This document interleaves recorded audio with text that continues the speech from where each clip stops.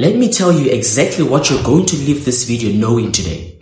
You are going to understand why the Iran war is not the real story, why the cost of living continues to increase regardless of headlines, and how the system is designed to keep you calm while pressures continue to build beneath you. This is because stability is not something you're given. Stability is something you have to be shown. It is a narrative, a carefully constructed narrative through policy, media, and economic signals. And most people don't accept it because it is true, but they accept it because it is convincing enough to feel real. You see, on February 28, 2026, the United States of America and Israel launched strikes on Iran. Within hours, Iran retaliated, effectively shutting down the Strait of Hormuz. A narrow passage, barely 21 miles wide, suddenly became the center of the global economy. That single choke point controls roughly 20% of the world's oil supply. And when it closed, all markets reacted instantly.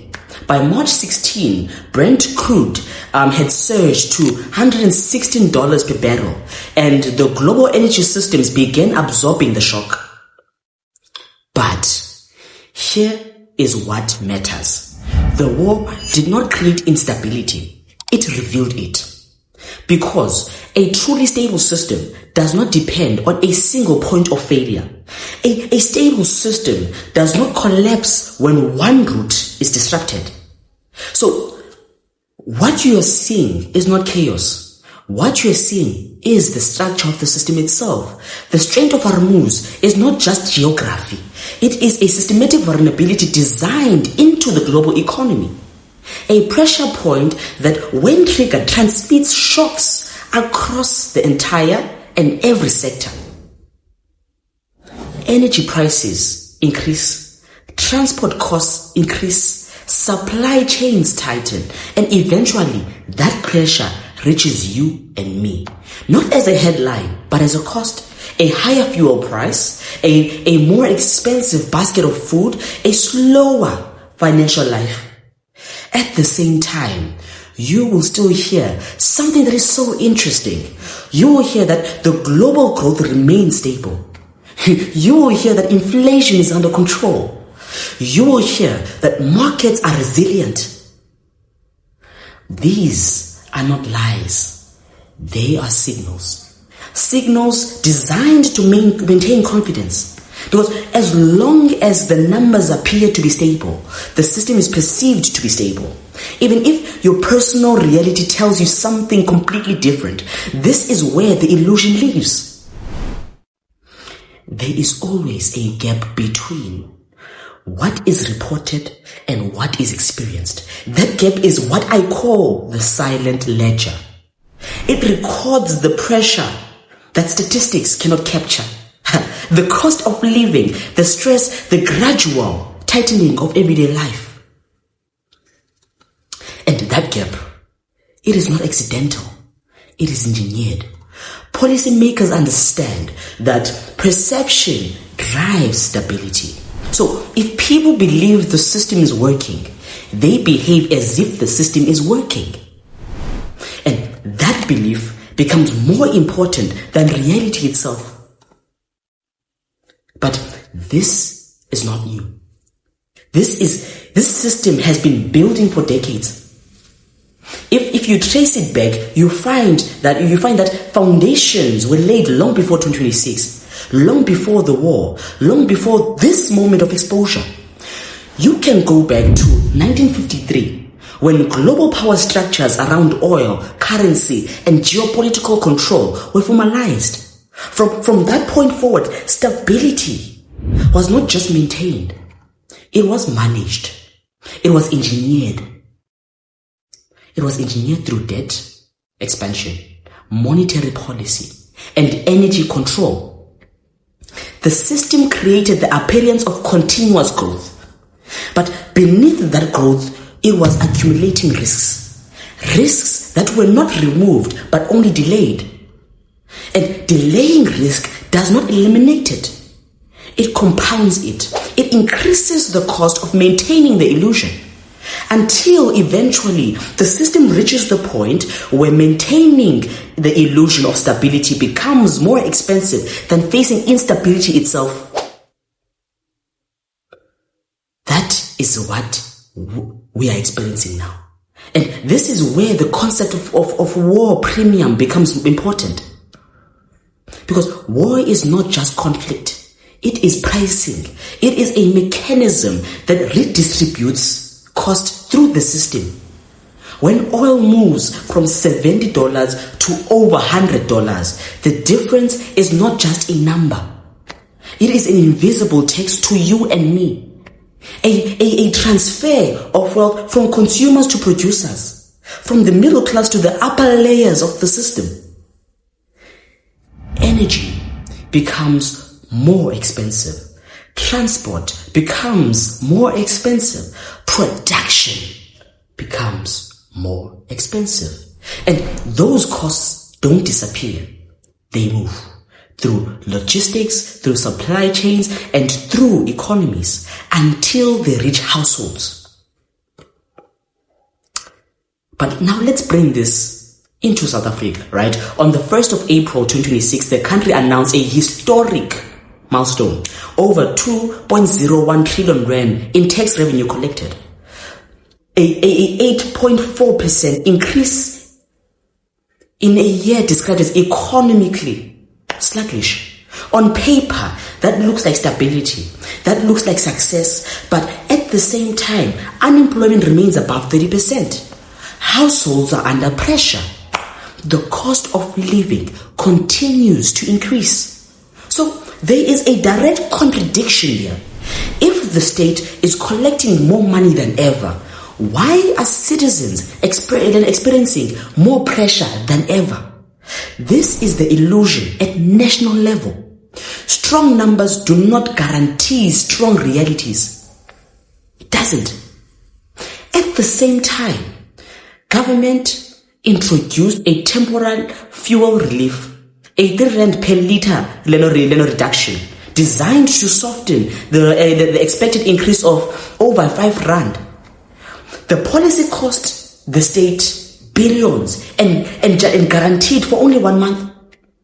This is what policy theater looks like.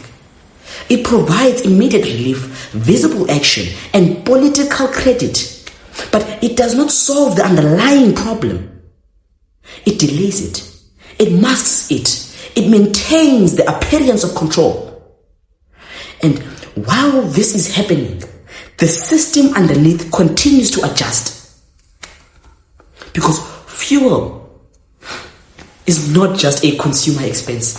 It is an input cost. It affects logistics, agriculture, manufacturing, and distribution. When diesel prices increase, transport costs increase. When transport costs increase, food prices increase. This is how global events translate into local consequences. A single disruption in the Middle East becomes a higher price in your grocery store. Right now, we are facing what analysts describe as dual supply shock. Shipping routes disrupted, energy prices elevated, logistics networks under strain. And when logistics fail, food systems begin to feel the pressure. So when you pay more for bread, you are not paying more for wheat. You are paying for transport, for fuel, and for a global system that has become more expensive to operate. And those costs are passed down to you. Now, I want you to watch how this is communicated. Governments speak calmly. Officials provide reassurance. Statements emphasize control, coordination, and response. The messaging is consistent, measured, and deliberate. At the same time, over 30 countries are meeting to assess ways to reopen the Strait of Hormuz. But while they assess, the system continues to move. Prices continue to adjust. Households continue to absorb the impact. This is the performance of stability. The system must appear controlled, even when it is under pressure, because the moment confidence collapses, the system accelerates into crisis. So perception must be managed at all costs. And this creates a feedback loop. Leaders cannot fully address the problem because doing so disrupts the illusion. And disrupting the illusion risks political consequences. So they choose short-term stability over long-term solutions. Temporary relief, controlled messaging, delayed reforms, these actions maintain the present, but they increase future risk. And over time, the system becomes more fragile, not less. This is why understanding the system matters, guys. Because if you only see events, you will always react too late. But if you see and understand the structure, you can anticipate how those events will affect you. This is also why I wrote the silent ledger. Because once you recognize the gap between perception and reality, you begin to see the system differently. You stop trusting the surface and you start analyzing the structure. Now, consider the rand. When global shocks occur, currencies at the edge of the system absorb more pressure. Capital moves, imports become more expensive, inflation increases, and this is not random, it is systematic. The global system redistributes stress, and it does so in a predictable way. Core economies stabilize first. Perpetual economies absorb the volatility. And that is how the system maintains overall balance. So, the question becomes, what do you do with this knowledge?